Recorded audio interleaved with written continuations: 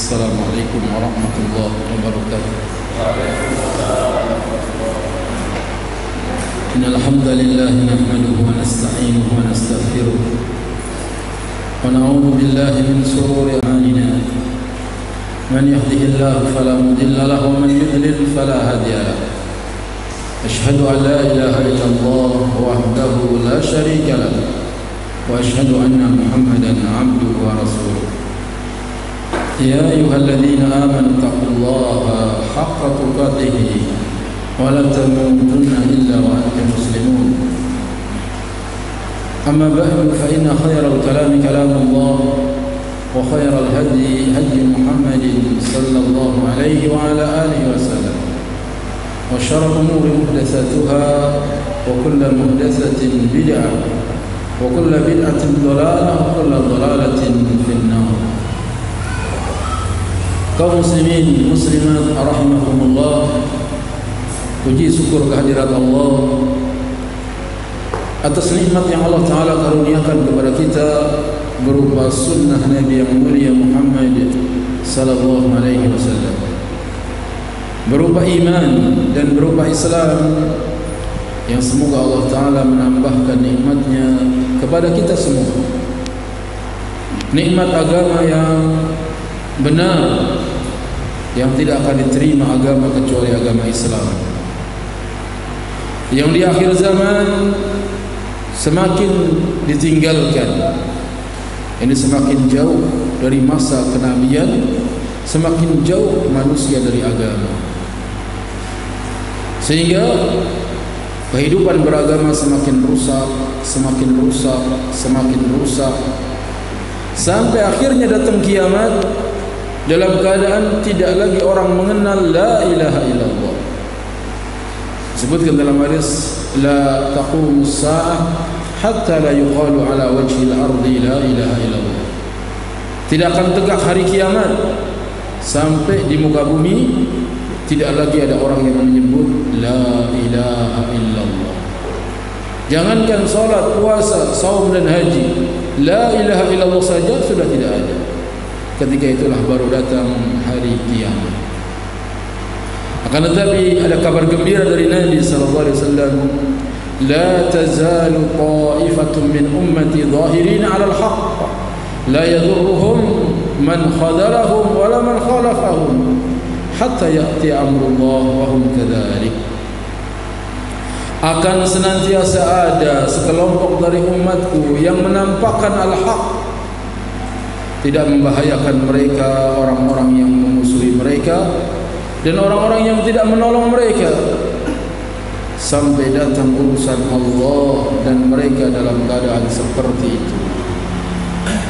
Mereka lah Taifah al-Mansurah, mereka lah kelompok yang selamat, yang semoga kita termasuk di dalamnya. Silahkan dibuka kita jalan golongan yang selamat terakhir sampai halaman 42.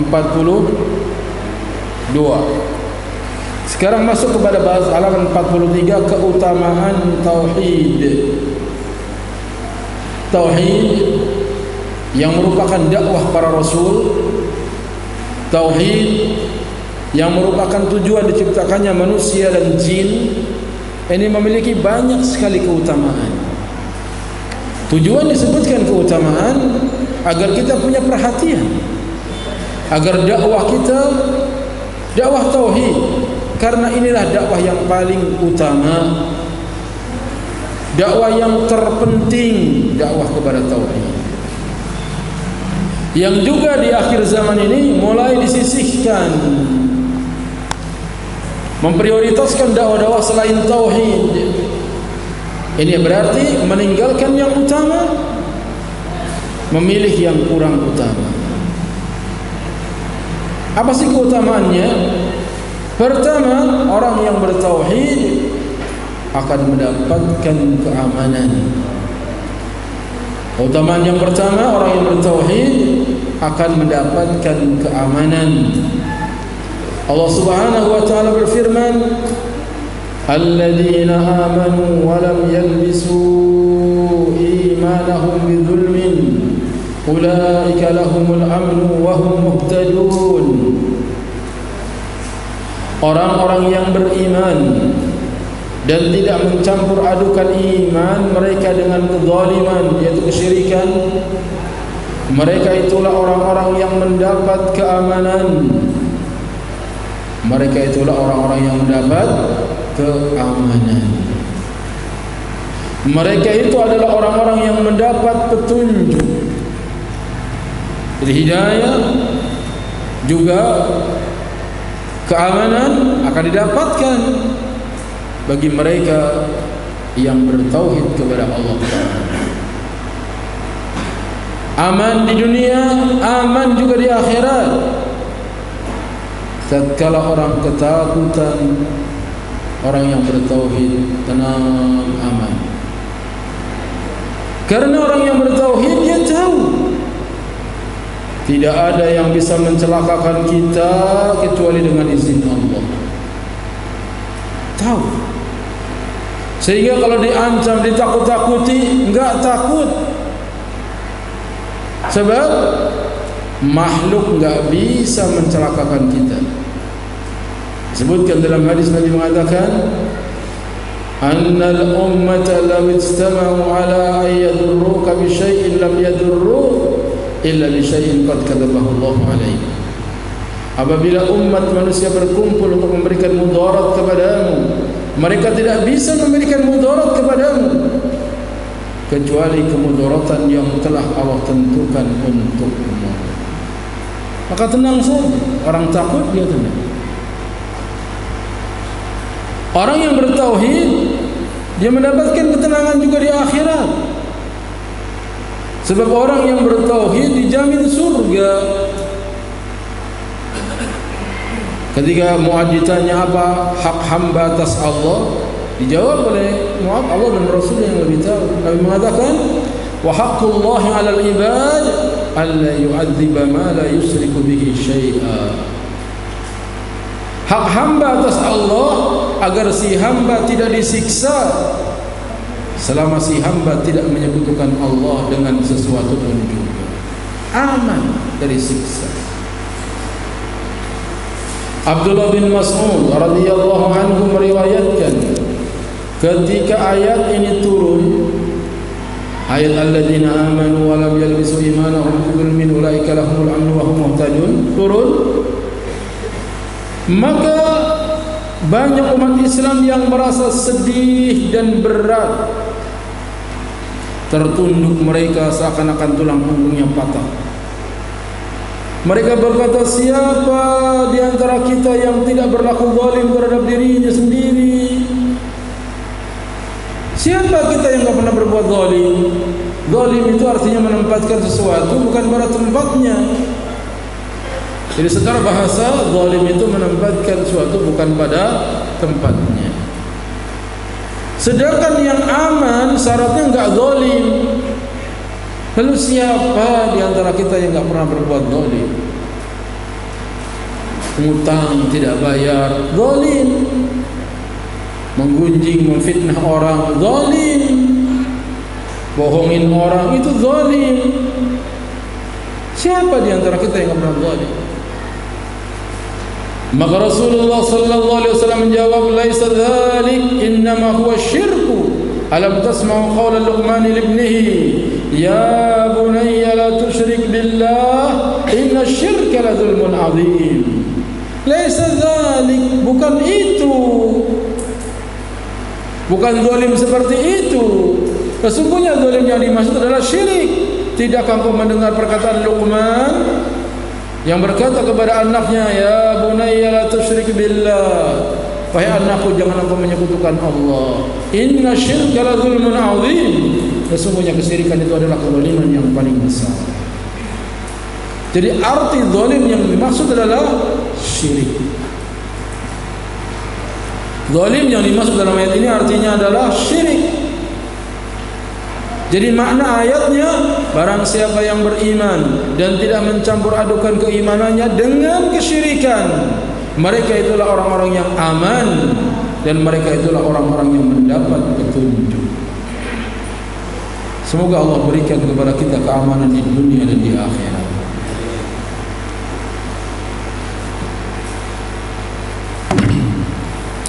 Ayat ini memberi kabar gembira kepada orang yang beriman, yang mengesahkan Allah, yang tidak mencampur adukan antara iman dengan syirik, serta menjauhi segala bentuk perbuatan syirik. Sungguh mereka akan mendapatkan keamanan yang sempurna dari siksaan Allah di akhirat kelak. Mereka itulah orang-orang yang mendapatkan petunjuk di dunia, orang yang mendapatkan hidayah, yang mendapatkan petunjuk, mereka yang bertauhid dan tidak berbuat syirik.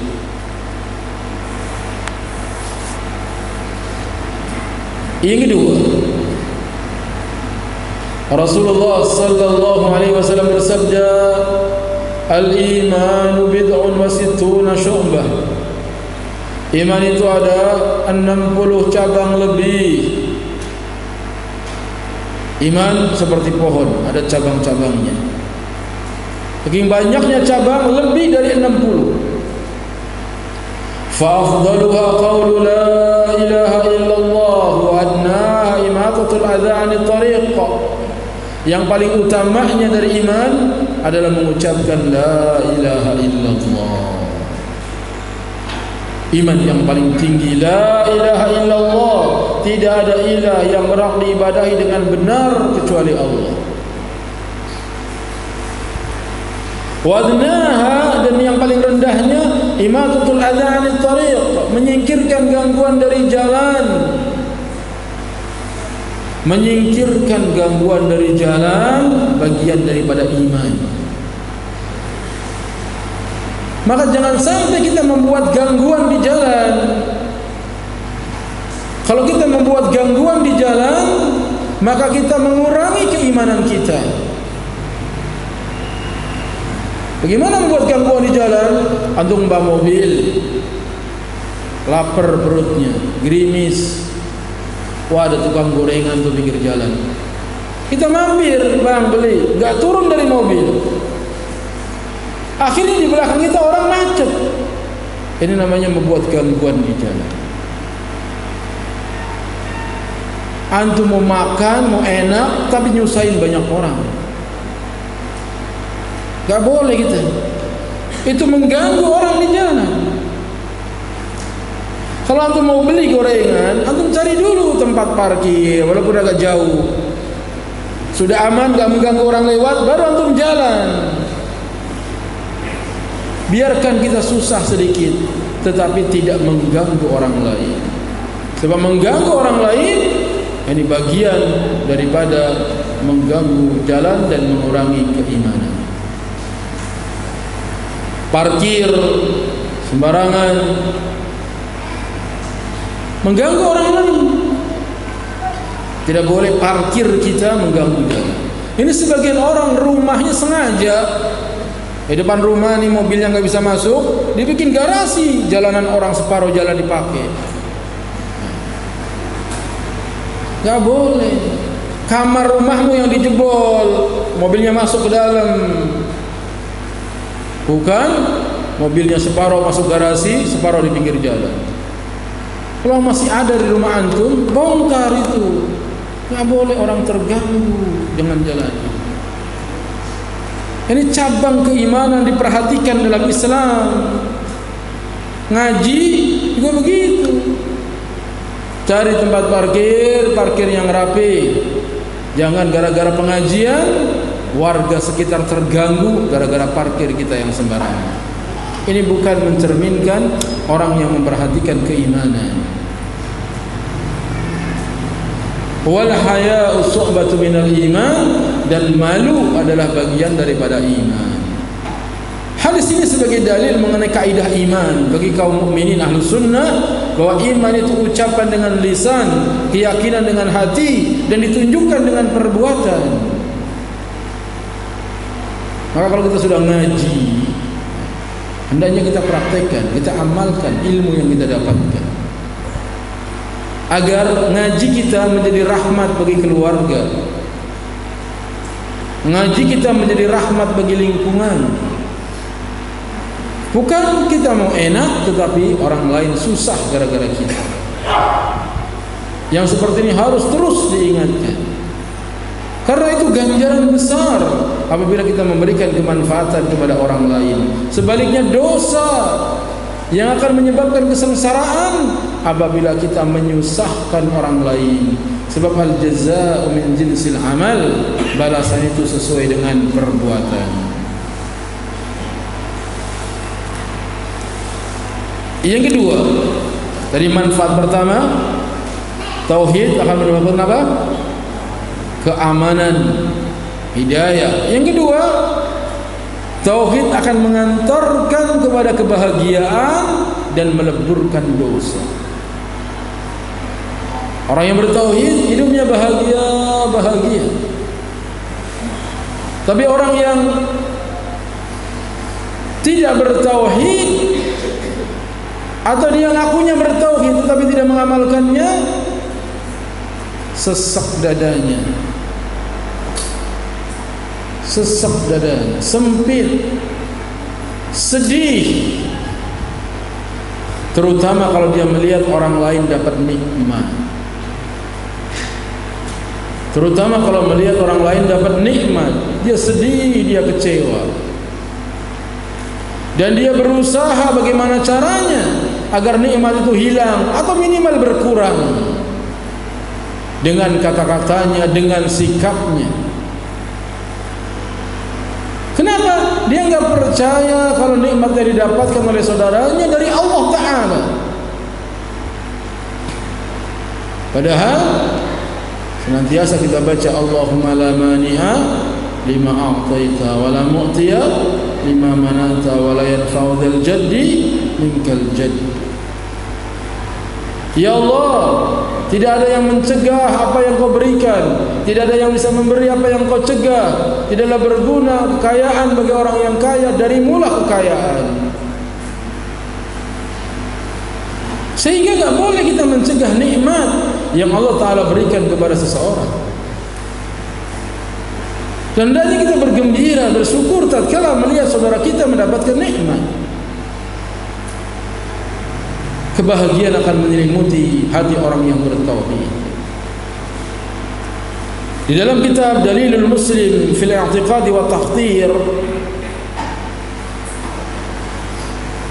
karya Syekh Abdullah Khayyat, dijelaskan seseorang dengan kemanusiaan dan ketidakmaksumannya. Jadi manusia itu enggak maksum. Kemungkinan terpeleset, terjerumus dalam maksiat kepada Allah. Karena manusia enggak maksum, pasti punya salah. Enggak ada orang yang enggak punya salah.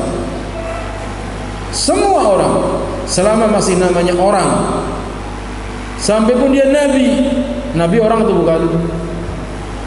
Nabi juga manusia. Ustaz manusia atau bukan? Ustaz juga manusia. Yang namanya orang pasti punya kesalahan. Kullu bani Adam khata'un. Setiap anak Adam pasti salah. Wa khairul khata'in at-tawwabun, dan sebaik-baik orang yang bersalah adalah yang mau bertaubat. Jika dia seorang ahli tauhid, dia banyak salahnya, banyak dosanya, tapi dia ahli tauhid yang murni dari noda-noda syirik, maka tauhidnya kepada Allah, keikhlasannya dalam mengucapkan la ilaha illallah menjadi faktor utama bagi kebahagiaannya dan menjadi penyebab bagi penghapusan dosa-dosa dan kesalahannya. Namanya orang banyak dosa, banyak maksiat, banyak salah, tapi dia orang bertauhid. Tauhid itulah yang akan menyelamatkan dia dari siksa, yang akan menghapuskan dia dari dosa. Sebagaimana yang dijelaskan dalam sabda Rasulullah sallallahu alaihi wasallam, "Man syahida an la ilaha illallah wahdahu la syarika lah wa anna Muhammadan abduhu wa rasuluh wa anna Isa abdullah wa rasuluh wa kalimatuhu alqaha ila Maryam wa ruhun minhu wal jannatu haqqun wan naru haqqun adkhalahu Allahul jannata ala ma kana minal amal. Rawahu al-Bukhari wa Muslim. Barang siapa yang bersaksi bahwa tidak ada Tuhan yang berhak disembah selain Allah semata, tiada sekutu baginya, dan Muhammad adalah hambanya dan utusannya, dan bahwasanya Isa adalah utusan Allah dan Rasulnya, kalimatnya yang disampaikannya kepada Maryam serta ruh darinya, dan bersaksi pula bahwa surga adalah benar adanya dan neraka pun benar adanya, maka Allah pasti memasukkannya ke dalam surga sesuai dengan amal perbuatannya. Hadis Bukhari dan Muslim. Ini orang yang bertauhid, orang yang bersaksi dengan 5 kesaksian.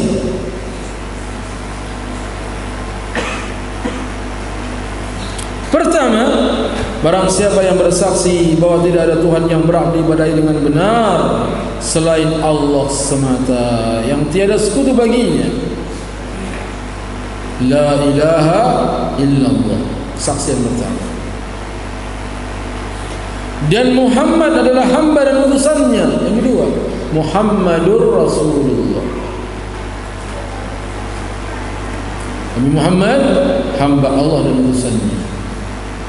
Yang ketiga, bahwa Isa adalah utusan Allah dan Rasulnya, kalimatnya yang disampaikan kepada Maryam serta ruh darinya. Bersaksi bahwa Nabi Isa adalah hamba Allah dan Rasulnya. Tidak seperti Nasrani yang mengatakan Isa anak Tuhan, gulu berlebih-lebihan. Tidak seperti Yahudi yang mengatakan Isa anak zina karena Maryam hamil tanpa ada suaminya. Ini berlebih-lebihan dalam menghinakan Nabi Isa. Sedangkan orang Islam mengatakan bahwa Isa adalah hamba Allah dan Rasulnya. Kesaksian yang keempat, bersaksi bahwa surga itu benar adanya, dan surga telah ada, uiddat lil muttaqin, disediakan bagi orang yang bertakwa. Berarti surga sudah ada. Dan dulu pernah didiami oleh ayah kita Adam alaihi wassalatu wassalam. Kemudian neraka juga benar adanya. Barang siapa yang bersaksi dengan 5 kesaksian ini, asyhadu an la ilaha illallah wa anna Muhammadar Rasulullah wa anna Isa abdullah wa rasuluh wal jannatu haqqun wan naru haqq, 5 kesaksian, adkhalahu Allahul jannata ala ma kana minal amal, Allah akan masukkan dia ke dalam surga betapapun amalnya. Inilah keutamaan tauhid yang menyebabkan kita masuk surga. Maksudnya, segenap persaksian yang dilakukan oleh seorang muslim, sebagaimana terkandung dalam hadis di atas, mewajibkan dirinya masuk surga. Apa sih surga? Surga adalah tempat segala kenikmatan.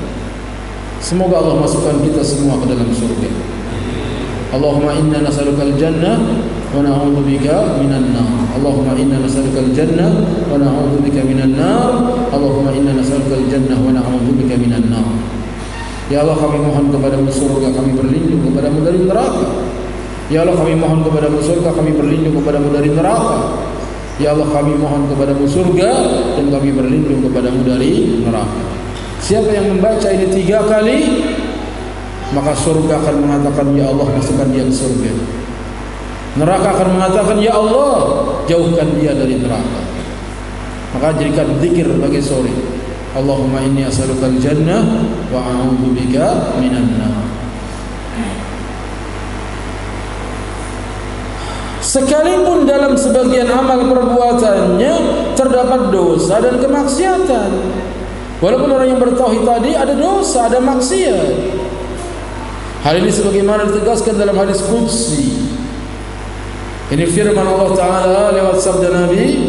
Allah Subhanahu wa Ta'ala berfirman, Ya ibna Adam, innaka law ataitani bi qurabil ardi khataya thumma laqitani la tusriku bi syai'a la ataituka bi qurabiha maghfiratan. Wahai anak Adam, seandainya engkau datang kepadaku, ini meninggal dunia, dengan dosa sepenuh bumi, meninggal dunia dosanya sepenuh bumi, sedangkan engkau ketika menemuiku dalam keadaan tidak menyekutukanku dengan suatu pun, niscaya aku berikan kepadamu ampunan sepenuh bumi pula. Hadis riwayat Tirmidzi dan dia hadis ini hasan. Datang menghadap Allah membawa dosa sepenuh bumi, tapi kita enggak berbuat syirik. Allah datangkan sepenuh bumi pula ampunan. Bagaimana enggak hebat tauhid ini? Jadi ngaji kita apa sih yang kita cari? Ya biar masuk surga. Ah, ini dia ngaji tauhid. Kalau tujuannya surga, adakan kajian tauhid agar paham tauhid. Apa sih yang kamu inginkan dari kajian? Biar Allah mengampuni dosa-dosa. Tauhid ini yang bisa mengampuni dosa. Walaupun dosa sepenuh jagat, tidak ada amal yang lebih berat timbangannya di hari kiamat melainkan tauhid. Makanya orang-orang yang ikhlas dalam berdakwah senantiasa mendakwahkan tauhid. Mau banyak pengikutnya, mau sedikit pengikutnya, tetap tauhid yang diajarkan, akidah yang disampaikan. Jadi dakwah itu sesuai dengan contoh. Dakwah itu ibadah, harus ittiba. Sekarang dakwah nggak lagi mengikuti contoh, tapi dakwah sesuai dengan pesanan. Pesannya apa? Udah kayak warung saja. Pesan ini dikirim yang ini, pesan ini dikirim yang ini. Yang penting dagangan laris. Maknanya seandainya engkau datang kepadaku dengan dosa dan kemaksiatan yang banyaknya hampir sepenuh bumi, tetapi engkau meninggal dalam keadaan bertauhid, niscaya aku ampuni segala dosa-dosamu. Dalam hadis yang lain disebutkan, man mata la yusriku billahi syai'an dakhala al-jannah wa man mata yusriku billahi syai'an dakhala an-nar. Barang siapa meninggal dunia dalam keadaan tidak berbuat syirik kepada Allah sedikit pun, niscaya dia masuk surga. Dan barang siapa meninggal dunia dalam keadaan berbuat syirik kepada Allah, niscaya dia masuk neraka. Hadis riwayat Muslim. Hadis-hadis di atas menegaskan tentang keutamaan tauhid. Tauhid merupakan faktor terpenting bagi kebahagiaan seorang hamba. Makanya kalau kita ngaji tauhid, istri kita ngaji tauhid, anak-anak kita ngaji tauhid, semuanya bertauhid, niscaya hidupnya akan bahagia walaupun hartanya banyak. Walaupun hartanya banyak, insyaallah yang penting bertauhid, dia akan bahagia hidupnya. Tapi kalau udah miskin, syirik, udah sengsara udah.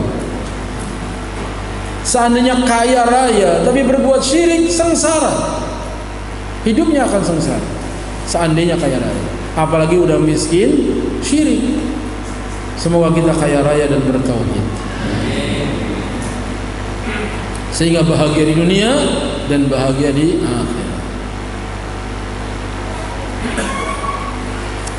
Apabila cuma disebutkan dua saja ini manfaat tauhid, yang pertama memberikan keamanan, yang kedua memberikan kebahagiaan dan mengampuni dosa, cukup. Tetapi lebih mantap lagi dijelaskan tentang manfaat tauhid. Tadi udah keutamaannya, ini manfaatnya. Tauhid sangat bermanfaat. yang menganggap dakwah tauhid ini dakwah kasar, dakwah tauhid ini dakwah yang kering, enggak asyik, karena dia belum tahu manfaatnya. Sama seperti orang yang enggak mau minum jamu yang pahit, karena dia belum tahu khasiatnya. Ketika orang tahu itu khasiatnya, broto wali yang pahit diminum juga. Padahal broto wali pahit apa manis? Minum. Kok mau dia minum yang pahit? Karena khasiatnya.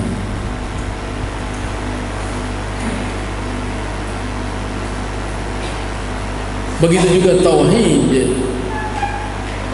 Dakwah yang menyejukkan harusnya, dakwah yang menyatukan umat ini tauhid. Dakwahnya para nabi dan rasul enggak mungkin enggak manfaat. Dakwahnya para nabi dan rasul tentu yang paling bermanfaat. Dakwahnya nabi dan rasul pasti yang paling baik. Jika tauhid yang murni terrealisasi di dalam kehidupan individu maupun jamaah, individu maupun jamaah, kita dan lingkungan kita sudah pada bertauhid, niscaya akan menghasilkan buah yang amat manis. Buah dari tauhid itu amat manis. Apa buahnya? Pertama, memerdekakan manusia dari perbudakan dan tunduk kepada selain Allah, baik kepada benda-benda ataupun makhluk lainnya yang tidak kuasa untuk menciptakan, bahkan keberadaan mereka karena diciptakan.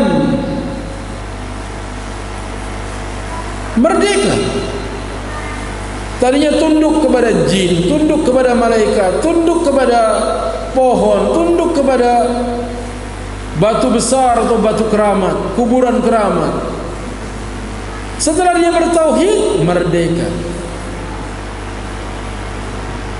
Karena sesembahan-sembahan selain Allah tidak kuasa memberikan manfaat dan tidak kuasa menolak bahaya. Mereka tidak bisa memberikan manfaat ataupun bahaya kepada diri mereka sendiri, dan tidak mampu mematikan, menghidupkan ataupun membangkitkan. Jadi sesembahan selain Allah itu tidak bisa memberikan manfaat dan tidak bisa menolak bahaya. Sampai pun orang yang menuhankan manusia, orang yang menuhankan manusia, dia akan takut sama orang itu. Tapi orang yang bertauhid tidak takut siapapun dia. Lihatlah Abu Muslim Al-Khawlani. Abu Muslim Al-Khawlani hidup di zaman Nabi, tetapi tidak bertemu dengan Nabi. Tinggal di Yaman. Ketika muncul fitnah, Al-Aswad Al-Ansi mengaku jadi Nabi, orang pada takut sama Aswad Al-Ansi. Orangnya tinggi besar, gagah. Kalau keluar rumah, ya matanya ditutup sebelah, pakai topeng. Kalau keluar rumah pakai topeng. Al-Aswad Al-Ansi ngaku jadi Nabi, dan dia punya ilmu sihir. Punya ilmu sihir. Dan kaya raya, dermawan. Siapa yang minta bantuan dibantu. Al-Aswad Al-Ansi. Maka dakwahnya cepat sekali menyebar, seperti cepatnya api yang membakar ilalang di musim kemarau yang panjang, merembet kemana-mana. Ini menunjukkan dakwah kita kalau ingin tersebar, ustadznya harusnya kaya. Ustadznya kaya, dermawan, dermawan. Yang ngaji cepet. Itu ustadznya kaya. Dakwah tersebar. Ini kota Kamal lewat.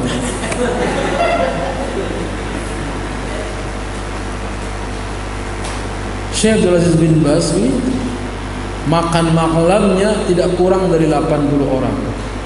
Pengajian maghrib sampai isya. Habis isya dilanjutkan, habis itu makan. Gak kurang dari 80 orang. Makanya muridnya banyak. Bukan cuma ilmu doang, qala Allah, qala Rasul, qala Allah, qala Rasul. Lapar enggak dengar qala Allah, qala Rasul. Dakwah dengan harta penting. Kajian di Ahad pagi, selesai kajian nasi rendang sebungkus, insyaallah mantap. Di sana itu bukan daftar hadir yang ditulis, ada daftar hadir, ada nasi rendang sebungkus, masuk nasi rendang sebungkus. Antum ngaji udah ada nasi rendang di depannya, anteng duduk, anteng.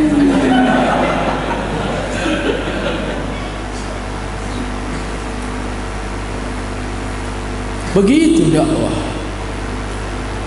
Semoga Allah memberikan kekayaan kepada kaum muslimin dan juga memberikan kepada mereka kedermawanan. Kita enggak heran orang kaya tapi pelit. Kita mendingan orang kaya yang dermawan. Akhirnya tersebar dakwanya Al-Aswad Al-Ansi. Enggak ada yang berani mengingkari itu kecuali Abu Muslim Al-Khawlani. Dia bantah di pengajiannya, dia serang. Padahal Al-Aswad Al-Ansi serem begitu. Pengikutnya banyak, enggak takut. Dakwah sesat bilang sesat. Ngaku jadi nabi. Akhirnya anak buahnya Al-Aswad Al-Ansi bilang, tangkap Abu Muslim. Ditangkap Abu Muslim. Diikat, tangkap. Kemudian diatur acara di lapangan besar, dikasih mimbar buat nabi palsu Al-Aswad Al-Ansi. Nah, pengikutnya banyak. Lalu dinyalakan api unggun, dikumpulkan pengikutnya Al-Aswad Al-Ansi. Abu Muslim didatangkan. Kata Aswad Al-Ansi, wahai Abu Muslim, bagaimana keyakinanmu tentang Muhammad? Kata Abu Muslim, asyhadu an la ilaha illallah wa asyhadu anna Muhammad Rasulullah. Aku bersaksi bahwa tidak ada Tuhan yang berhak diibadahi dengan benar kecuali Allah dan Muhammad adalah utusan Allah. Lalu kata Al-Aswad Al-Ansi, bagaimana dengan aku? Bukankah aku juga Rasulullah? Kata Abu Muslim, tersumbat telingaku mendengar kata-katamu. Marah Al-Aswad Al-Ansi. Saya ulang lagi, wahai Abu Muslim, bagaimana pendapat tentang Muhammad? Sudah aku katakan, dia adalah Rasulullah. Bukankah aku juga Rasulullah? Sudah aku katakan, telingaku tersumbat dengar kata-katamu. Kalau begitu kau akan dibakar. Mau dibakar Abu Muslim. Kata Abu Muslim, api Allah lebih panas daripada api yang kamu buat. Begitu beraninya orang yang bertauhid. Gak takut mau dibakar. Kata Al-Aswad Al-Ansi, lemparkan dia ke dalam api. Ketika mau digotong, dilemparkan dalam api, tiba-tiba ada yang berteriak, tunggu sebentar. Lari pengawalnya Al-Aswad Al-Ansi, nabi palsu, mendekati, berbisik kepada Aswad Al-Ansi, jangan dibakar. Kenapa? Ini Abu Muslim Al-Khawlani terkenal orang saleh, doa-doanya mustajab. Kalau dia dibakar, lalu dia berdoa kepada Allah, kemudian Allah itu dinginkan apinya seperti Nabi Ibrahim, maka sia-sia dakwahmu. Kalau dibakar dia selamat, gak hangus, dakwahmu bubar nih pengikutmu. Sebaliknya, kalau dia dibakar kemudian dia hangus, dia cuma satu orang. nggak ada gunanya. Usir aja dia. Akhirnya diusir, nggak jadi dibakar. Diusir Abu Muslim al-Khawlani. Akhirnya mau kemana dari Yaman? Dia mau ke Madinah, pengen ketemu Rasulullah sallallahu alaihi wasallam. Jalan ke Madinah. Perjalanan lama berhari-hari. Akhirnya mendengar berita bahwa Rasulullah sallallahu alaihi wasallam pun wafat tengah perjalanan. Langsung sedih Abu Muslim al-Khawlani. Tapi dia udah niat mau ketemu ke Madinah, dia teruskan perjalanannya ke Madinah. Sampainya di Madinah, dia cari Masjid Nabawi, dia masuk ke masjid. Istirahat di masjid. Kebetulan Umar lewat. Umar melihat Abu Muslim, kata Umar, nampaknya kamu orang asing, orang dari jauh. Ya betul. Di mana asal negerimu? Saya datang dari Yaman. Dari Yaman? Iya. Bagaimana ceritanya tentang orang yang diuji seperti ujian yang pernah ditimpakan kepada Ibrahim? Orangnya baik-baik aja. Kamukah orangnya? Sayalah orangnya.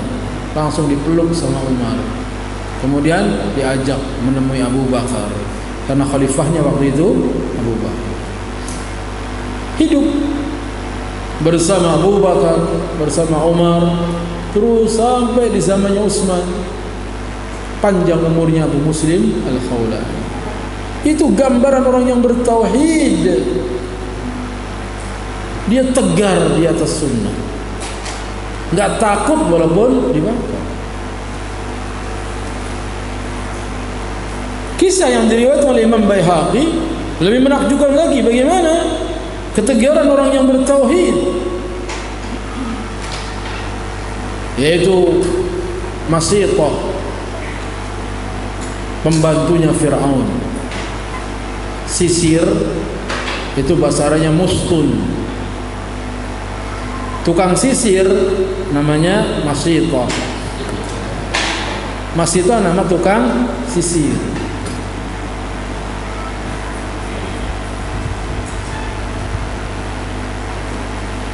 Dia tukang sisir yang hidup di kerajaannya Fir'aun. Dan dia beriman kepada Allah. Beriman kepada Allah. Suatu hari dia sisir anak raja. Zaman dulu sisir itu susah, nyari sisir. Orang bikin sisir repot. Dari apa dibuat? Dari tanduk.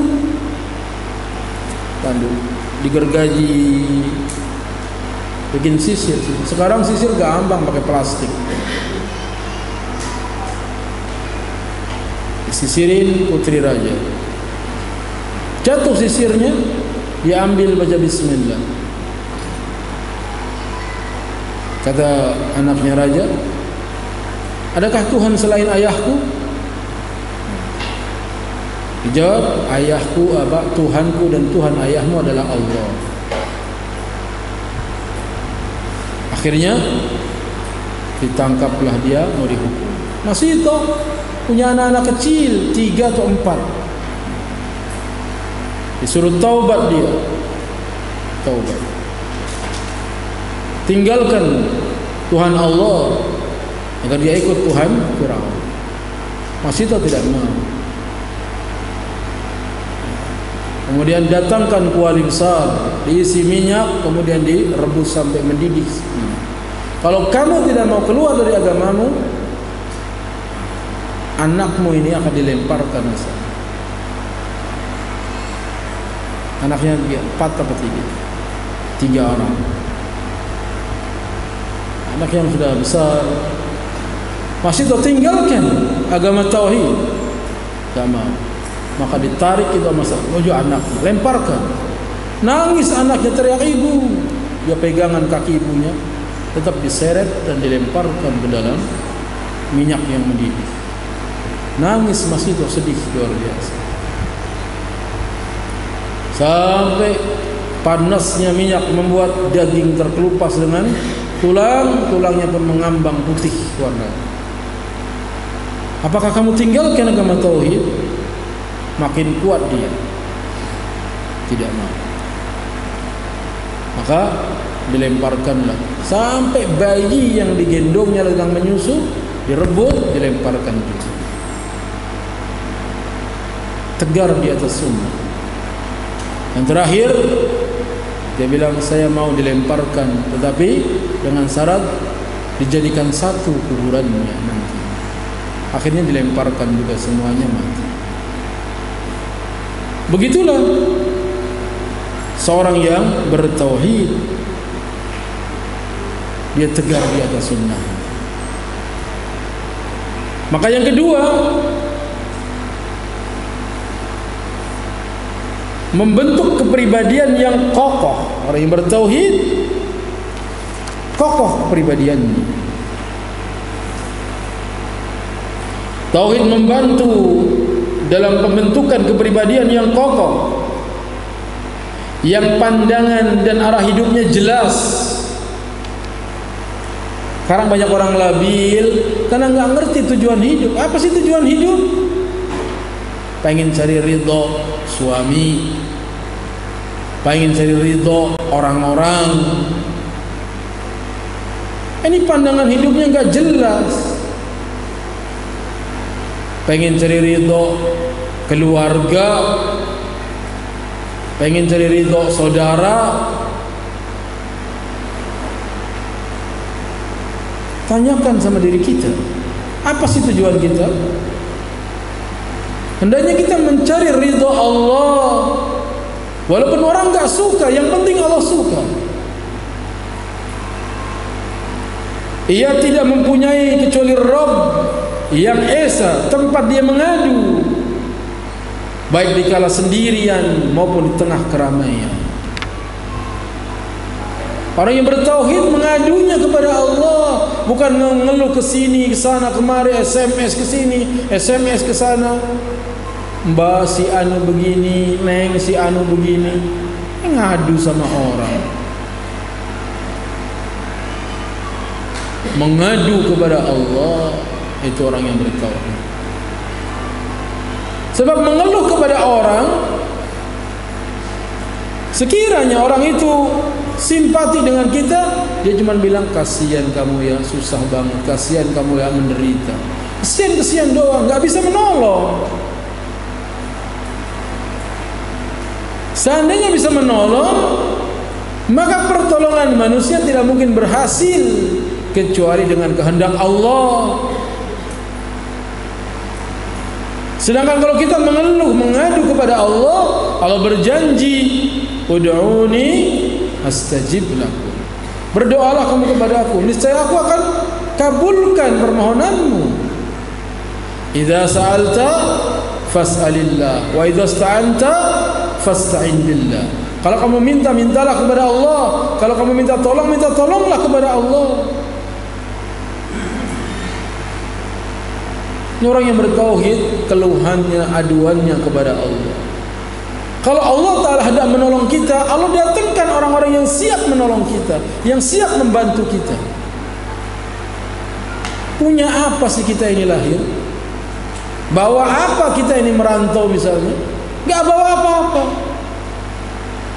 Tetapi Allah Ta'ala memberikan pertolongan, Allah memberikan bantuan, Allah berikan kepada kita misalnya ilmu yang bermanfaat, diberikan rizki yang baik.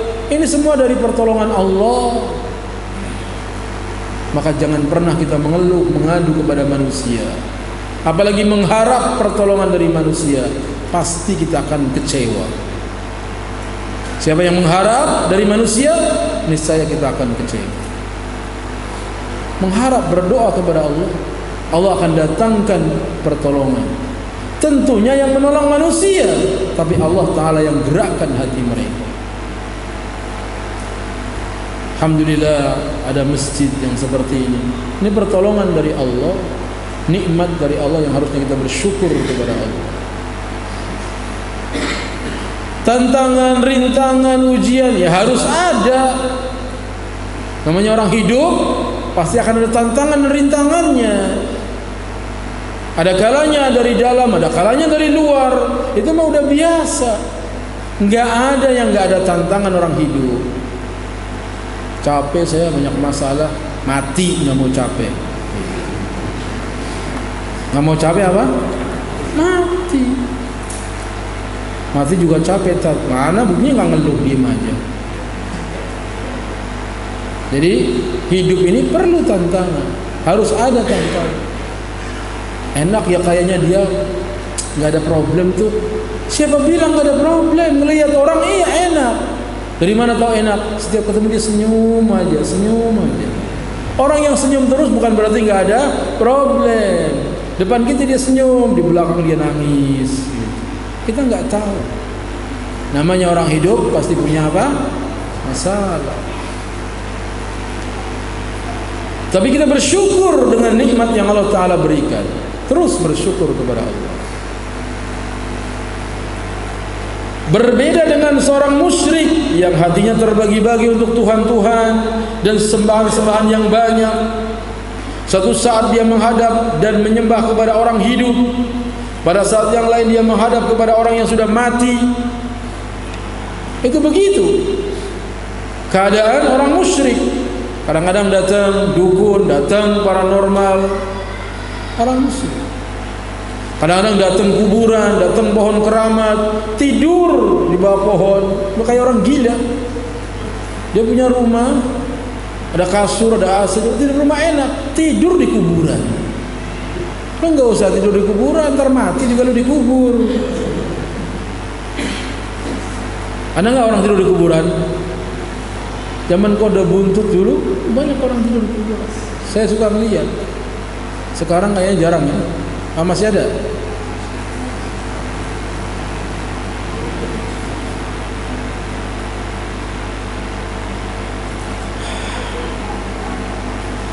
Sehubungan dengan ini Nabi Yusuf alaihi salam berkata, "Ya sahibai sijni arbab mutafarriquna khairun amillahul wahidul qahhar." Wahai kedua penghuni penjara. Dan Nabi Yusuf di penjara dakwah tauhid. Manakah yang lebih baik, Tuhan-Tuhan yang bermacam-macam ataukah Allah yang Maha Esa lagi Maha Perkasa? Di penjara karena perbuatan benar apa salah Yusuf di penjara? Karena benar.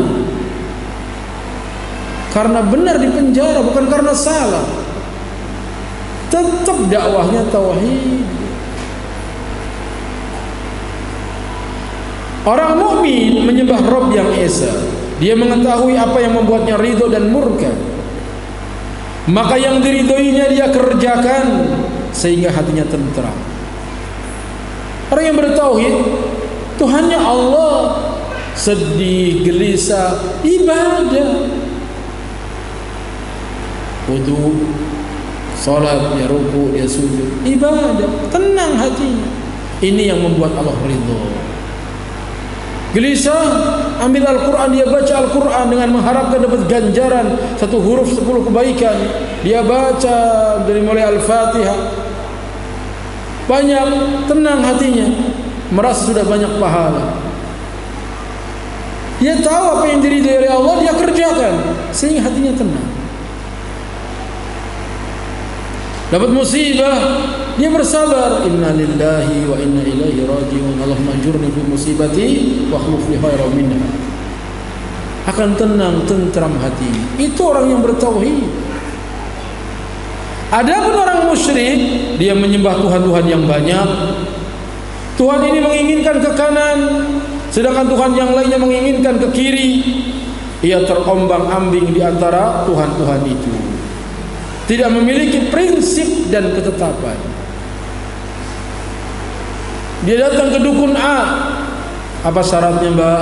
Syaratnya kamu tidak boleh membunuh binatang, tidak boleh membunuh makhluk hidup. Begitu datang ke dukun B, apa syaratnya, Mbah? Syaratnya kamu harus menyembelih ayam hitam. Bingung dia. Sana bilang suruh jangan membunuh makhluk hidup, yang sini bilang suruh motong ayam hitam. Gimana? Terombang-ambing. Tapi orang yang bertauhid, Allah saja yang dia tuju. Maka dia jalankan apa yang Allah inginkan, kemudian tenang dan tentram hatinya. Yang ketiga, tauhid sumber keamanan dan kedamaian manusia. Makanya kalau rumah tangga kita gonjang-ganjing, banyak masalah, itu sebabnya adalah kurang bertauhid.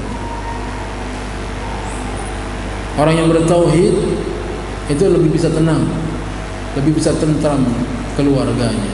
Asalkan keluarganya juga apa? Bertauhid. Seperti Nabi Muhammad SAW beserta keluarganya. Adapun kalau suaminya bertauhid, istrinya durhaka kayak Nabi Lut, gak bisa tenang, bermusuhan. Bapaknya bertauhid tapi anaknya kafir kayak Nabi Nuh, tidak tenang, bermasalah. Makanya penting bertauhid bukan hanya suaminya, suaminya juga, istrinya juga, anaknya juga. Harus ngaji semuanya, harus belajar tauhid semuanya, belajar dengan niat ikhlas. Bukan tumben ikut suami terus ngaji, habisnya suami udah sering nyanyi di kamar mandi. Kemarin di handphonenya ada nomor baru lagi. Jadi tujuan ngaji ngawasin suami. Yang seperti ini nggak dapat ganjaran. Harus niatnya ikhlas karena Allah.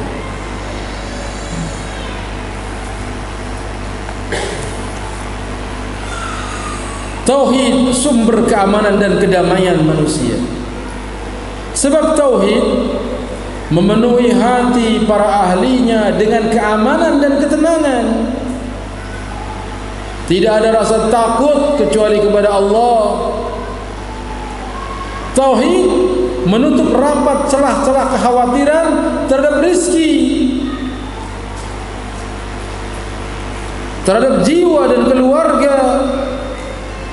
Rasa takut terhadap manusia dan jin, takut kepada kematian dan yang lainnya, semua itu sirna. Bagaimana kita tahu terhadap rezeki? Sedangkan yang jamin rezeki itu Allah. Lihat ayatnya, wa ma khalaqtul jinna wal insa illa liya'budun ma uridu minhum min rizqin wa ma uridu an yut'imun innallaha huwar razzaqu dzul quwwatil matin. Tidaklah aku ciptakan jin dan manusia kecuali untuk mentauhidkanku, untuk beribadah kepadaku. Aku tidak menghendaki dari mereka diberi makan, dan aku tidak menghendaki diberi minum. Sesungguhnya Allah pemilik rizki dan pemilik kekuatan yang kokoh. Innallaha huwar razzaq. Sesungguhnya Allah adalah zat yang memberi rizki. Dzul quwwatil matin, yang memiliki kekuatan yang kokoh. Jadi Allah yang kasih rizki. Huwar razzaq. Allah lah zat pemberi rizki. Maka minta rizki kepada Allah. Jangan minta rizki kepada manusia, jangan minta rizki kepada jin atau yang lain.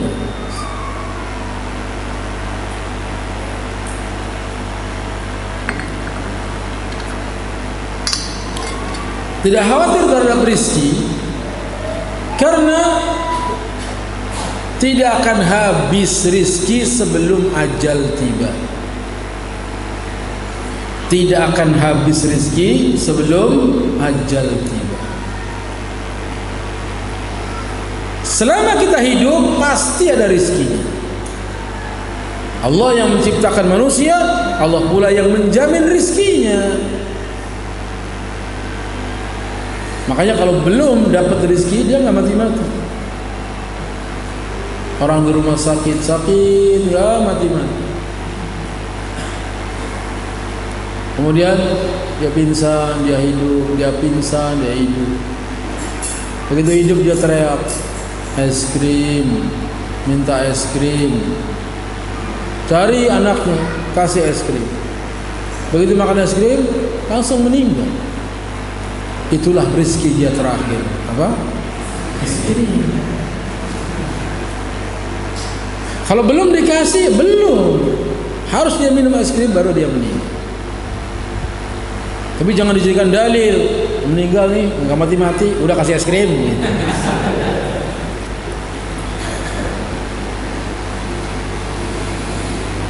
Syekh Muhammad bin Shalih Al-Utsaimin menceritakan orang naik motor, begitu sampai lampu merah berhenti. Dari sana mobil juga berhenti. Begitu sini jalan, mobil jalan, tabrak, mati. Mau mati aja nunggu berhenti. Kenapa? Karena jatah hidupnya masih kurang 2 menit lagi atau 2 detik lagi. Setelah detik itu berakhir, mati. Maka jangan takut kita nggak dapat rezeki. Takutlah tidak bisa bersyukur dengan rezeki. Kalau takdirnya dapat rezeki, jangan takut. Cuman kita diperintahkan untuk berusaha. Apa kata Nabi? Lau annakum tatawakkaluna 'ala Allahi haqqa tawakkuli la razaqakum kama tarsutut tayr takhtu himasan wa taruhu bitana. Sekiranya kamu bertawakal kepada Allah dengan sebenar-benarnya tawakal, niscaya Allah akan memberikan rezeki kepadamu sebagaimana Allah memberikan rezeki kepada burung. Burung berangkat dalam keadaan lapar di pagi hari dan pulang sore hari dalam keadaan kenyang. Tawakal dengan berusaha, berangkat pagi pulang sore. Ini tawakal burung. Jangan tawakal di rumah aja, nggak kemana-mana. Ntar datang rezeki juga datang. Ini nggak benar, tawakal yang salah. Sakit nggak mau berobat, biarin aja. Namanya orang hidup, ada sakit ada mati, ada sakit ada sembuh. Ntar kalau waktunya sembuh juga sembuh. Salah, harus berobat. Kalau tawakalmu seperti itu konsekuen, harusnya kamu lapar jangan makan. Memang takdirnya lapar, nggak usah makan, ntar juga kenyang, kering. Jadi harus ada usaha, Wajib kita berusaha.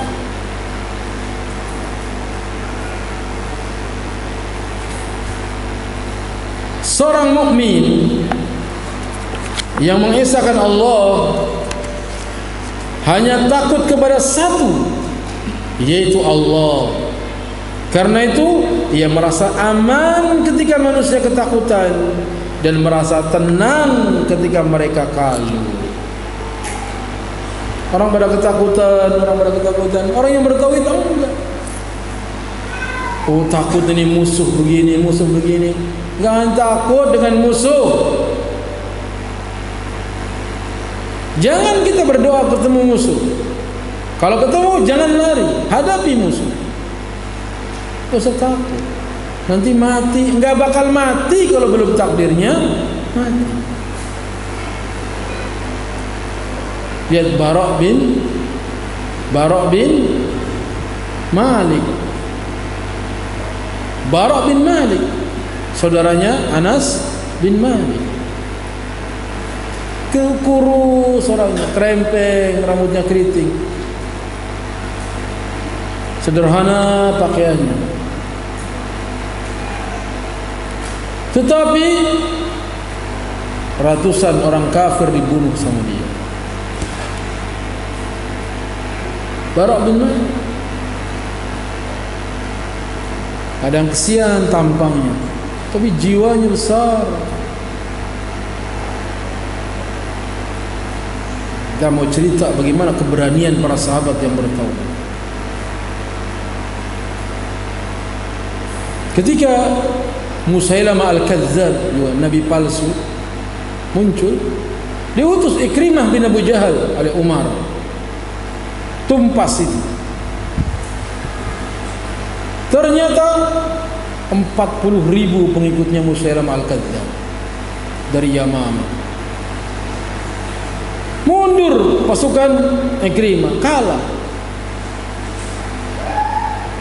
Umar utus lagi Khalid bin Walid berangkat. Salah satu pasukannya Bara' bin Malik. Berangkat Bara' bin Malik. Ada Wahsy juga. Serang. Ternyata kuat sekali pasukan Musailamah Al-Kadzdzab. Terdesak itu Khalid pasukannya. Sampai istrinya Khalid yang ikut hampir terbunuh, kemudian diselamatkan. Khalid bin Walid mengatur strategi. Tadinya pasukan Muhajirin, pasukan Ansar, sekarang pasukan sesuai dengan kabilah masing-masing. Masing-masing kabilah mengangkat pimpinan, sehingga menjadi pasukan kecil-kecil dan banyak. Serang, baru maju. Dengan pasukan yang banyak, ternyata lebih kuat kejadiannya. Mereka terdesak. Pasukan Musailamah terdesak. Masuk ke dalam benteng. Di tengah-tengah benteng ada kebun kurma, sehingga disebut Hadiqatul Maut, kebun kematian. Begitu masuk mereka ke dalam benteng, gak bisa lagi nyerang, tutup. Bingung pasukan Khalid, bagaimana caranya nyerang? Benteng zaman dulu kuat, ada rantai besi yang dibakar. Kalau ada yang berani naik, sabet pakai rantai yang menyala itu. Nempel doang udah kulitnya hilang. Bagaimana kalau dia cantel dengan rantai-rantai itu? Maka kata Bara' bin Malik, siapa yang bisa melemparkanku ke dalam? Akhirnya dicari manjanik seperti ketapel besar. Kemudian Bara' duduk di atasnya, badannya kecil, lempar ke dalam.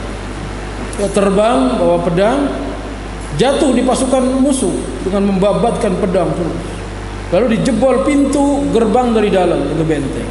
Masuk pasukan muslimin, serang mereka, kocar kacir mereka terus sampai tempat persembunyiannya Musailamah didapatkan, dibunuh sama Wahsy. Menang kaum muslimin. Selesai perang, dicari mana Bara' bin Malik. Sudah terkapar dia, di tubuhnya lebih dari 80 bekas sabetan pedang, tusukan tombak dan yang lain. Ternyata dia belum meninggal. Dibawa sama Khalid, dirawat sampai 3 bulan, sembuh, hidup lagi. Kalau belum takdirnya mati, nggak bakal mati. Yang seperti ini harus disampaikan kepada anak-anak biar punya mental berani, jangan pengecut. Nggak bakal mati kalau belum takdirnya mati.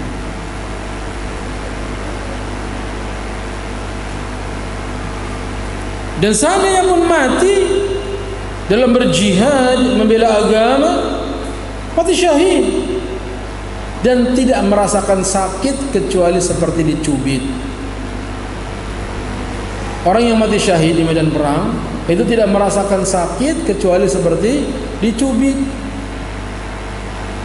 Maka siapa yang pengen matinya nggak sakit, terjun ke medan perang, matinya nggak sakit.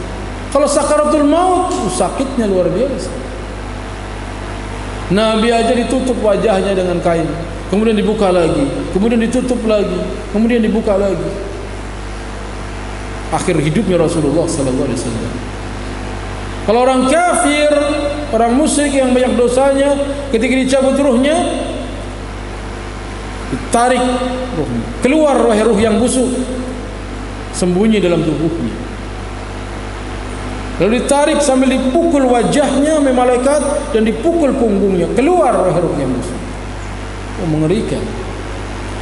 Orang kafir yang mati. Disebutkan dalam hadis Bara' bin Azib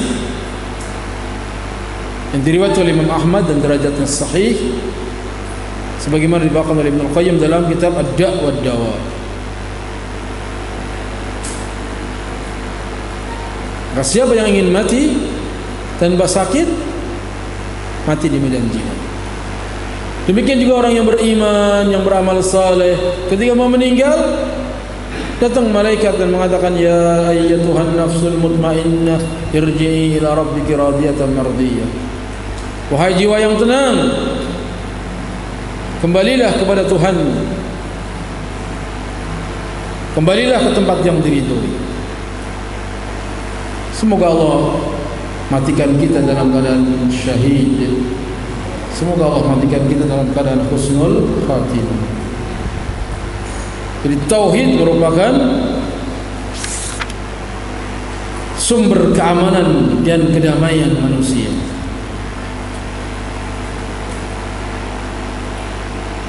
Karena itu dia merasa aman ketika manusia ketakutan dan merasa tenang ketika merasa kalut.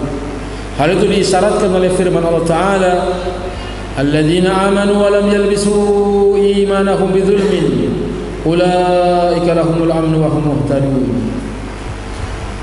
Orang-orang yang beriman dan tidak mencampur adukan iman mereka dengan kezaliman, dengan kesyirikan, mereka itulah orang-orang yang mendapat keamanan dan mereka itulah orang-orang yang mendapat petunjuk. Keamanan ini bersumber dari dalam jiwa, bukan dari penjagaan polisi atau pihak keamanan lainnya. Dan keamanan yang dimaksud adalah keamanan dunia. Adapun keamanan akhirat lebih besar dan lebih abadi yang akan mereka rasakan kelak. Jadi semenjak di dunia udah tenang, aman. Kan kita hidup cari ketenangan, keamanan. Tegakkan tauhid. Orang yang bertauhid itu libur, nggak usah pusing mau cari kebahagiaan. Ajak anak, ajak istri, duduk di majelis ilmu ngaji, itu bahagia. Bagaimana tidak bahagia? Ini taman di antara taman-taman surga. Orang cari taman impian Jaya Ansol, cari taman safari, cari taman apa lagi? Mini, taman matahari, panas matahari. Kita cari taman surga, majelis ilmu taman surga. Tenang, itu orang yang bertauhid cari kebahagiaan nggak mahal. Kotak amal, ya kalau ngasih mau silahkan, nggak juga nggak apa-apa. Paling bangetan doang. Lewat bolak-balik. Jadi kebahagiaan itu mudah hadir di majelis ilmu. Apa kata Nabi? Idza marartum bi riyadin min riyadil jannah farta'u. Apabila kamu melewati taman dari taman-taman surga, mampirlah. Qila ma riyadul jannah ya Rasulullah? Apa itu taman surga ya Rasulullah? Qala khilaqudz dzikri. Taman surga itu adalah halaqah zikir. Majelis ilmu ini taman surga. Kebahagiaan, ketenangan, ketentraman ada. Sementara orang yang tidak memperhatikan tauhid, tidak perhatian masalah agama, pengen tenang, harus bikin villa yang di belakangnya ada jurangnya. Yang kalau bangun tidur bengong liatin jurang. Lihat ke sana melihat puncak gunung yang ada kabutnya. Ya Allah, mau bahagia harus begitu. Padahal datangnya ke puncak aja udah sengsara. Perjalanan macet, anak udah nangis di mobil. Senang di sana semalam, kalau senang, pulang-pulang macet lagi, susah lagi. Bukan di sana kebahagiaan, hadir di majelis ilmu. Ini kebahagiaan, ketentraman. Orang mau makan enak, ayo kita ke restoran ini, ke restoran itu. Orang miskin gampang. Pengen bahagia, udah makan di luar, di bawah pohon. Makan di luar juga itu, gelar tikar sudah. Ini namanya makan di luar.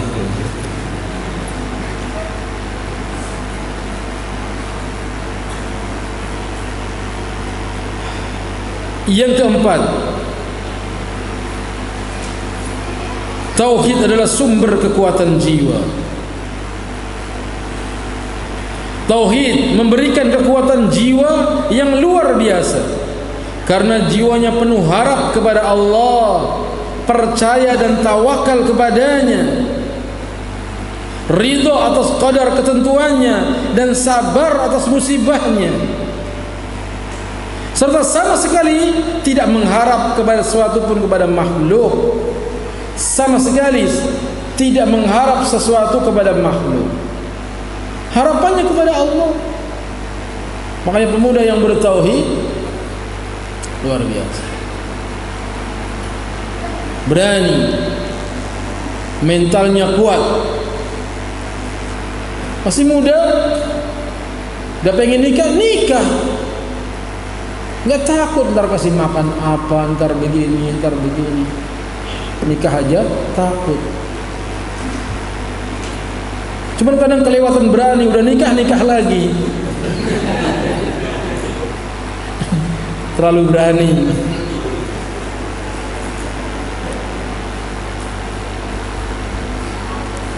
Apabila musibah menimpa, dia segera memohon kepada Allah agar dibebaskan darinya. Ia tidak meminta kepada orang-orang mati. Syiar dan semboyannya adalah sabda Rasulullah sallallahu alaihi wasallam, "Idza sa'alta fas'alillah wa idza ista'anta fasta'in billah." Bila kamu minta, mintalah kepada Allah. Dan bila kamu memohon pertolongan, maka mohonlah pertolongan kepada Allah. Hadis riwayat Tirmidzi, dan dia berkata hadis ini hasan sahih. Minta kepada Allah. Kalau kita ada sesuatu yang kita inginkan, minta kepada Allah.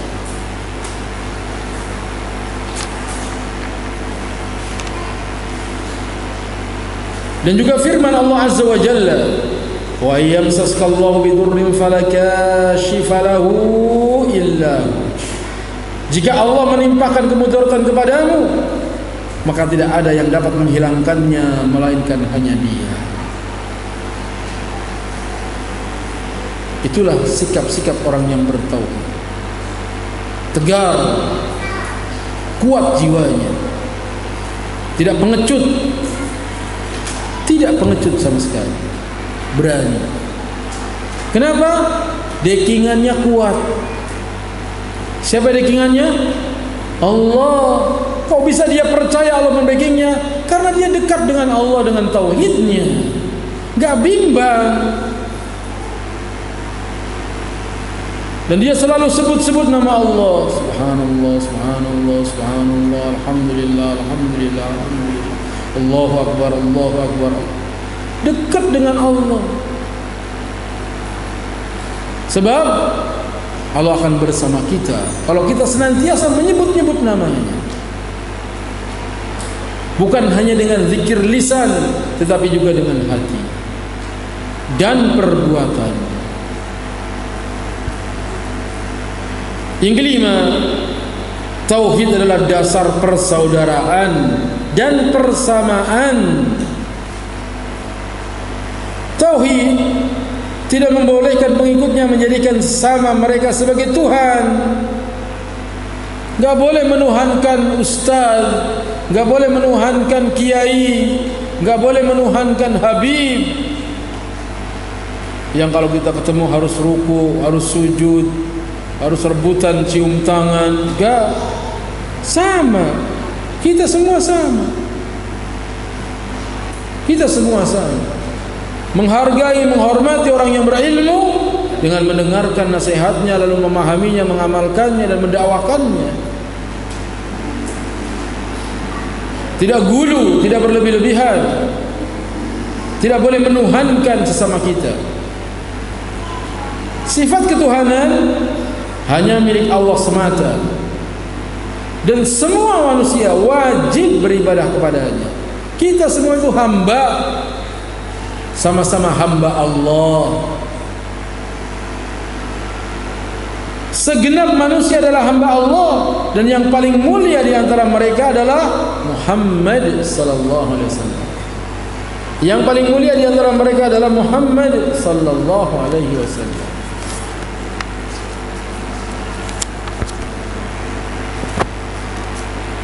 Bukan yang paling mulia, yang paling kaya,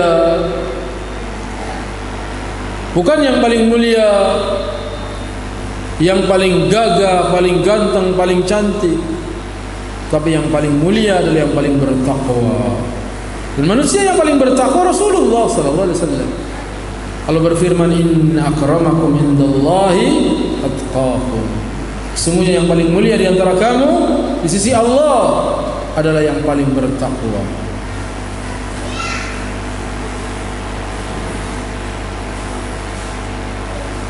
Datang orang-orang miskin dari kaum muhajirin kepada Nabi kita Muhammad sallallahu alaihi wasallam dan mengeluh dan mengadu, zahaba ahlud dusuri bil ujur, telah mengalahkan kita orang-orang kaya dengan banyaknya pahala. Enak jadi orang kaya, banyak pahalanya. Yusalluna kama nusalli, mereka salat sebagaimana kami bisa salat. Wa yasumuna kama nasumu, mereka puasa, kami juga bisa puasa. Wa yatasaddaquna bi fuduli amwalihim, tetapi mereka bisa bersedekah dengan kelebihan harta mereka. Iri bukan karena kayanya, iri karena pahalanya.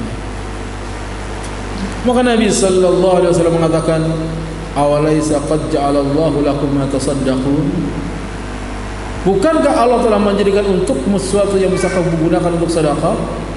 Inna bikulli tasbihatin sadaqah, wa bikulli takbiratin sadaqah, wa bikulli tahlilatin sadaqah, wa bikulli takbiratin sadaqah, wa amrun bil ma'rufis sadaqah, wa nahyun 'anil munkarin sadaqah, wa fi bud'i ahadikum sadaqah. Sesungguhnya subhanallah itu sedekah, alhamdulillah itu sedekah, Allahu akbar itu sedekah, la ilaha illallah itu sedekah, menyuruh orang berbuat baik itu sedekah, mencegah orang dari kemungkaran itu juga sedekah. Bahkan dalam campur suami istri di antara kalian itu adalah sedekah.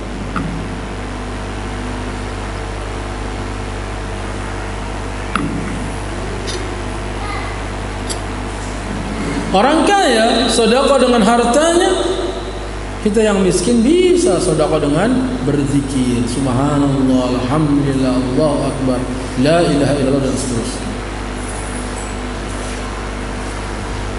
Akan tetapi orang kaya pun mendengar yang dilakukan oleh orang miskin. Nabi salat, mereka pada zikir, orang kaya dengar ikut-ikutan juga berzikir. Maka sahabat yang miskin datang lagi sama Nabi, ya Rasulullah, saudara kita yang kaya mendengar apa yang kami lakukan, mereka melakukan juga seperti yang kami lakukan. Orang kayanya bisa ngejar lagi dengan zikir.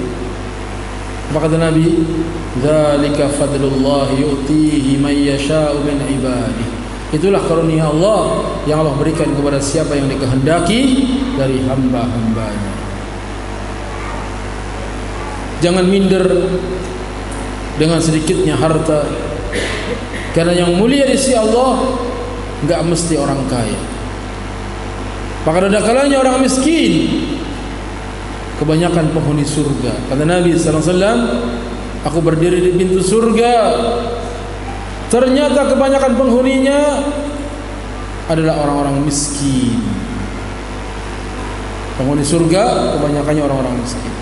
Aku berdiri di pintu neraka, amatu man dakhalahan nisa, kebanyakan orang yang masuk ke dalamnya adalah para wanita. Perempuan itu banyak yang masuk neraka. Ini perempuan yang durhaka. Adapun perempuan yang salihah, maka Nabi mengatakan ad-dunya mata wa khairu mata'id dunya al-mar'atu salihah. Dunia ini adalah perhiasan, dan perhiasan kehidupan dunia adalah wanita yang salihah. Tauhid adalah dasar persamaan. Kita sama-sama manusia, kemuliaan kita dinilai dengan taqwa. Allahumma inna nas'aluka al-huda wat-tuqa wal-afafa wal-ghina. Ya Allah, kami mohon kepadamu hidayah, ketakwaan, terpelihara dari akhlak yang tercela, dan aku mohon kepadamu kaya hati. Wa sallallahu ala nabiyina Muhammadin wa ala alihi wa ashabihi ajma'in. Silahkan kalau ada yang ditanyakan dikedepankan.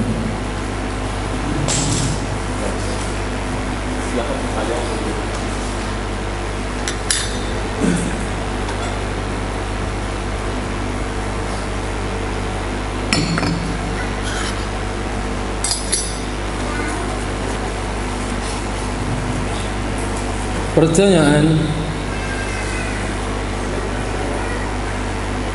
Ustaz, apakah seorang muslim tetap mengerjakan amal soleh, beribadah yang benar,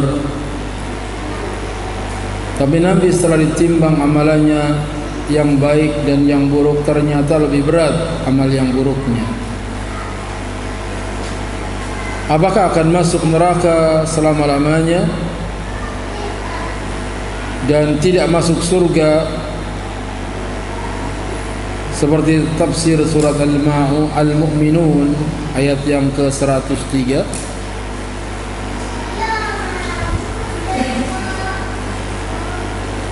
Allah Subhanahu wa taala berfirman, fa amma man saqulat mawazinuhu fahuwa fi 'ishatir radiyah. Adapun orang yang berat timbangan kebaikannya, maka dia berada dalam kehidupan yang diridhoi, yaitu surga. Wa amma man khaffat mawazinuhu fa ummuhu hawiyah. Adapun orang yang ringan timbangan kebaikannya, maka tempat kembali adalah neraka hawiyah. Wa ma adraka ma hiya? Tahukah kamu apa itu neraka hawiyah? Narun hamiyah, yaitu api yang menyala-nyala, api yang sangat panas.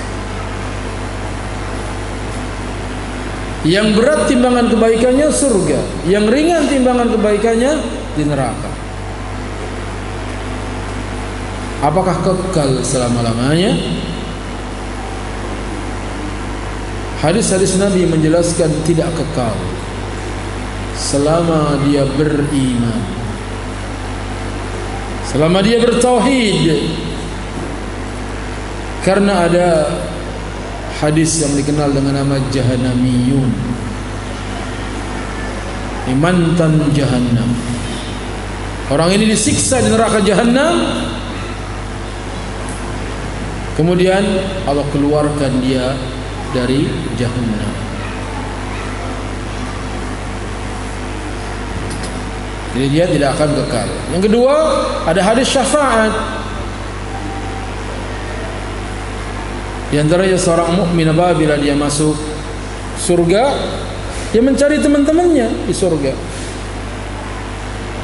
Lalu dia mengatakan kepada Allah, ya Rabb, si fulan dulu salat bersamaku, si fulan dulu berpuasa bersamaku, si fulan dulu berangkat haji bersamaku. Kemana si fulan? Allah firmankan, coba cari teman-temanmu di surga, cari teman-temanmu di neraka. Begitu dicari di neraka, temannya sudah hangus dari mata kaki ke bawah, ada yang terbakar sampai lutut, ada yang terbakar sampai pusar. Maka diselamatkan. Itulah yang namanya syafaat, pertolongan. Ini menunjukkan orang yang masuk neraka masih bisa dia keluar dari neraka.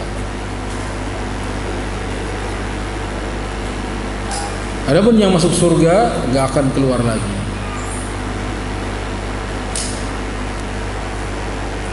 Kayak kalau nanti antum masuk surga, cari saya. Mana nih Pak Ustadz? Enggak ada. Oh, enggak taunya surganya di atas. Semoga Allah Subhanahu wa taala masukkan kita ke dalam surga.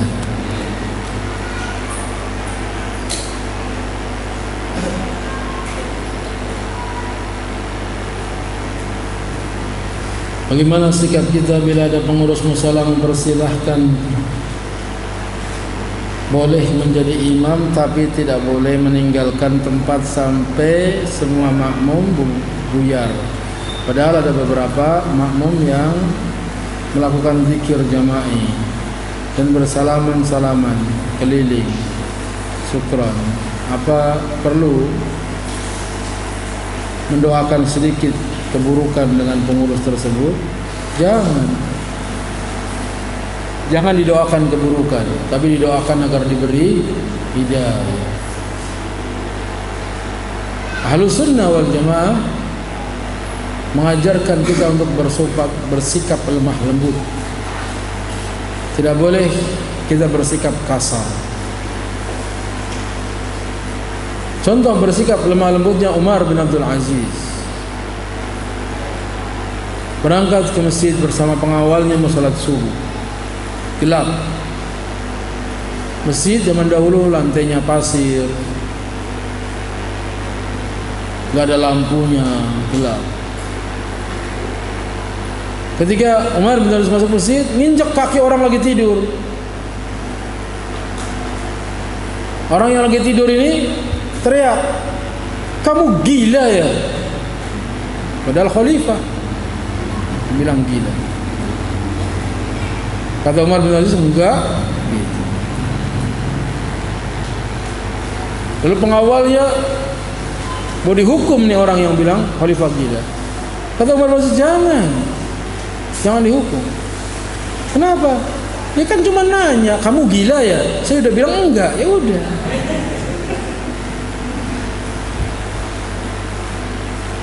Begitu kita maafin. Coba kita khalifah bukan apa bukan? Cuman dilihatin doang, apa lo lihat-lihat? Kasar bener. Orang liatin kita mentelang, cuekin aja. Gak usah dilihatin. Begitu caranya. Bukan kita takut, enggak. Gak ada gunanya ngelawan dia. Kalau 5 dia baru. Jadi maafin orang, maafin. Abu Dzar atau siapa seorang sahabat, budaknya disuruh mengembalakan kambing. Begitu pulang kambingnya patah kakinya. Kata sahabat ini, siapa yang melakukannya? Kata budaknya, saya. Sengaja saya lakukan biar kamu marah. Nantang. Apa kata sahabat ini? Bahkan saya akan membuat yang mendorongmu melakukan itu marah. Saya akan membuat orang yang mendorongmu melakukan itu marah. Aku merdekakan engkau. Dimerdekakan. Padahal matain kaki kambing. Siapa yang mendorong dia melakukan itu? Siapa? Setan.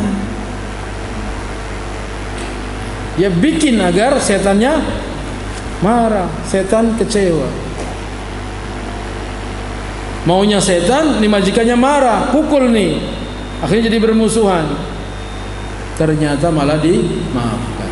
Kecewa nggak setan? Kecewa. Setan bisa nggak kecewa? Hah? Bisa. Orang yang keluar rumah baca bismillah tawakkaltu 'ala Allah la haula wala quwata illa billah. Apa kata setan yang satu kepada setan yang lain? Apa yang bisa kamu perbuat dengan orang yang telah dilindungi, dicukupi oleh Allah? Putus asa mereka mau menggoda orang yang sudah baca bismillah tawakkaltu 'ala Allah la haula wala quwata illa billah.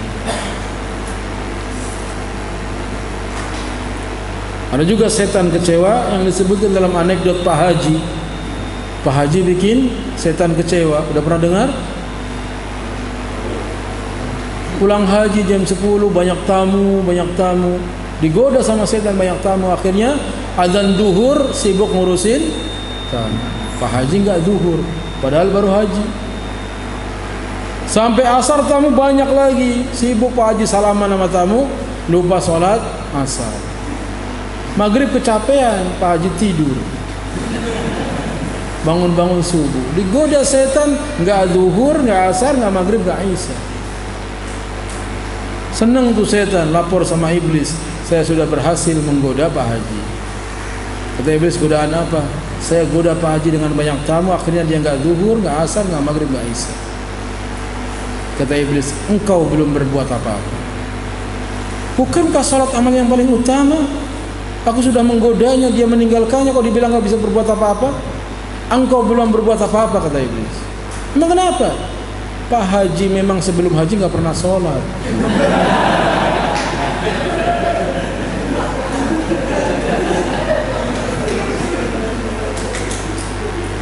Kecewa setan, kecewa.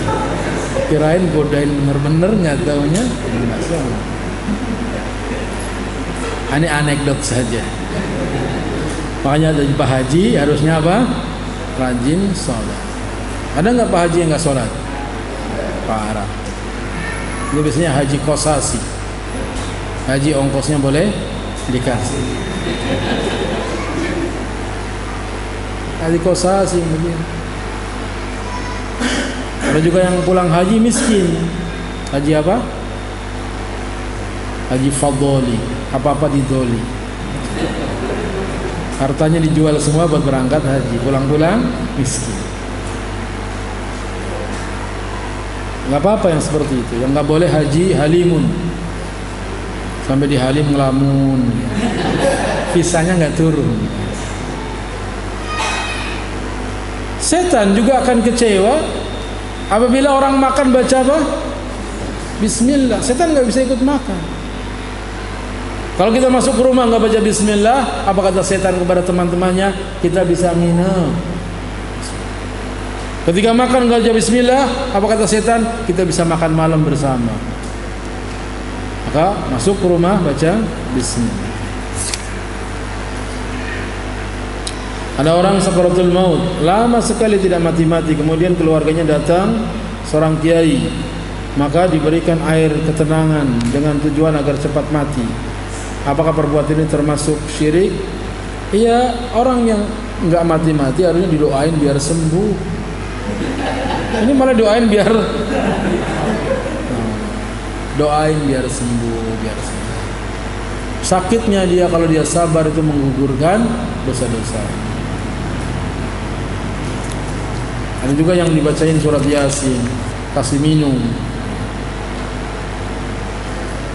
Kalau mau mati-mati, kalau mau hidup, hidup. Itu dia nafas tinggal satu-satu. Dikasih minum air, keselaknya mati. Begitu mati, wah, Yasin ampuh. Bukan, surat Yasin, Al-Quran itu untuk orang hidup, bukan untuk orang suruh mati. Assalamualaikum, waalaikumsalam. Ustaz, apakah hadis yang disabdakan Rasulullah SAW yang berbunyi, ya Allah, hidupkanlah aku dalam keadaan miskin, matikanlah aku dalam keadaan miskin, dan kumpullah aku di akhirat bersama orang-orang miskin. Apakah hadis ini sahih? Para ulama mensahihkan hadis yang seperti ini. Terus apa maknanya? Kenapa hadis ini jarang diamalkan oleh pengikut Nabi Muhammad SAW? Saya lupa maknanya. Barangkali sudah ditulis oleh Ustaz Abdul Hakim bin Amir Abdad dalam kitabnya Al-Masail. Kalau antum yang punya kitab Masail, cari di situ mengenai makna hadis ini. Adapun sekarang saya tidak ingat mengenai makna doa itu. Adapun Nabi mengajarkan doa yang disukai oleh kita. Nabi mengajarkan doa yang disukai oleh kita. Apa doanya? Ikuti. Allahumma aksir mali wa waladi wa barik li fima a'taitani wa atil hayati ala ta'atik wa ahsin amali waghfir li. Ya Allah, perbanyaklah hartaku, perbanyaklah anakku, dan berkahilah untukku apa-apa yang kau berikan kepadaku. Panjangkanlah hidupku untuk taat kepadamu. Baguskanlah amalku dan ampunilah dosa-dosaku. Bagus nggak doa itu? Suka apa enggak kita? Bagaimana enggak suka? hartanya banyak, anaknya banyak, mungkin juga istrinya, mungkin. Kemudian diberkahi semua yang Allah berikan kepada kita, panjang umurnya untuk beramal saleh, bagus amalnya dan diampuni dosa-dosa. Kalau dikabulkan doa ini, bahagia kita. Dan doa ini ada dalam kitab wirid dan doa Al-Ustaz Yazid bin Abdul Qadir Jawaz, judulnya Doa Keberkahan. Anda udah punya belum doa bukunya?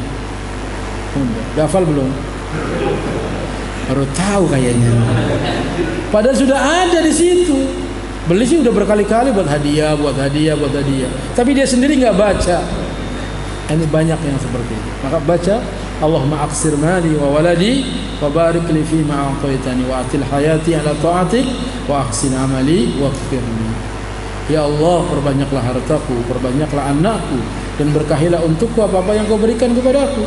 Panjangkanlah hidupku untuk taat kepadamu, baguskanlah amalku dan ampunilah dosa-dosa. Inilah kajian kita siang hari ini. Jazakumullahu khairan atas perhatiannya. Mohon maaf atas kekurangannya. Subhanakallahumma wa bihamdika asyhadu an la ilaha illa anta astaghfiruka wa atubu ilaik. Wassalamu alaikum warahmatullahi wabarakatuh.